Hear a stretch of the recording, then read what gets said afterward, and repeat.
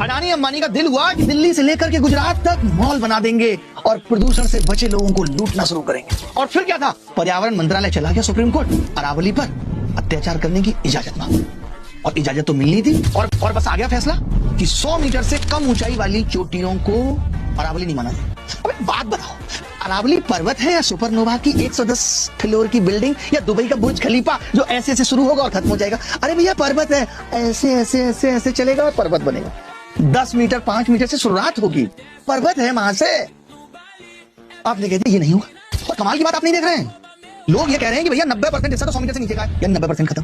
फिर एक और क्या है कि अगर 500 मीटर की दूरी पर है तो उसे भी अरावली का हिस्सा नहीं माना जाएगा, यानी अरावली खत्म। मेरी एक बात समझ नहीं आ रही, छोटे बड़े बहुत बड़े सब इन्फ्लुएंसर, सब जीएस के टीचर, खान सत्तर, सब यही बता रहे हैं कि अरावली से इतना नुकसान हो जाएगा, ये हवाएं यहाँ आएंगी, हिमालय पे चिपक जाएंगे, हिमालय ढह जाएगा, तमाम तरीके का लॉजिक दे रहे हैं। तो मेरी ये समझ में नहीं आ रही कि ये लॉजिक उस कमेटी ने क्यों नहीं बताए जब ये फैसला आने वाला था। उसने भी तो बताए होंगे, या जज साहब ने बस ऐसे ही फैसला बना दिया? कुछ तो बताया होगा। तो सबको बताया और सुप्रीम कोर्ट को नहीं पता। ये सुप्रीम कोर्ट के दिल पे बात लग क्यों नहीं रही?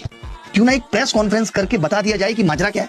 मैंने भी एक इंटरव्यू देखा था, पर्यावरण मंत्री हैं भूपेंद्र जी, वो इस चीज को ठहरा रहे थे सही। उनका कहना यह था कि देखिए भाई, अरावली पर्वत पे क्या है, 60% पे तो एग्रीकल्चर ऑलरेडी है, तो मिटाने का सवाल ही नहीं उठता।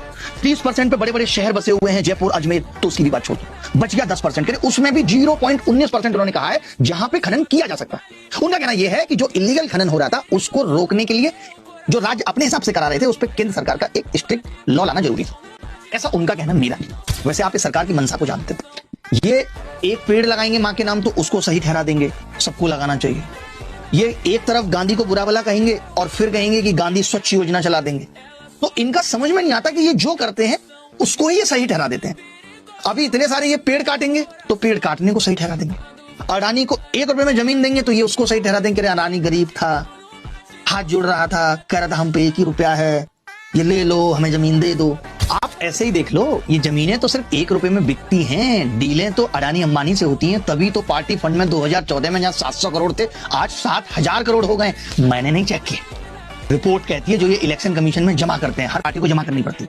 तो भैया इस तरीके से देश के संसाधनों को बेचा जा रहा है और अपनी जेबें भरी जा रही हैं। और ऊपर से सब क्या करें, आगे आने वाली पीढ़ी का सोचो, आगे आने वाली पीढ़ी का सोचो। ये कैसे सोचेंगे?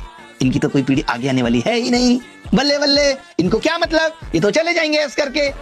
भुगतेगा कौन? हमारे आपके बच्चे। ये देश तुम्हारे बाप की बपौती नहीं है, ये देश हम सबका है। अगर 5000 ट्रैक्टर राजस्थान से चल दिए हैं अरावली का फैसला बदलवाने के लिए, तो जैसे कुत्ते वाला फैसला बदला था ये भी बदला जाना चाहिए। सेव अरावली, सेव पेड़, सेव युवा भारत का जो बेरोजगारी की मार से करा रहा है। सब कुछ सेव करने की जरूरत है महाराज, यशस्वी साहब।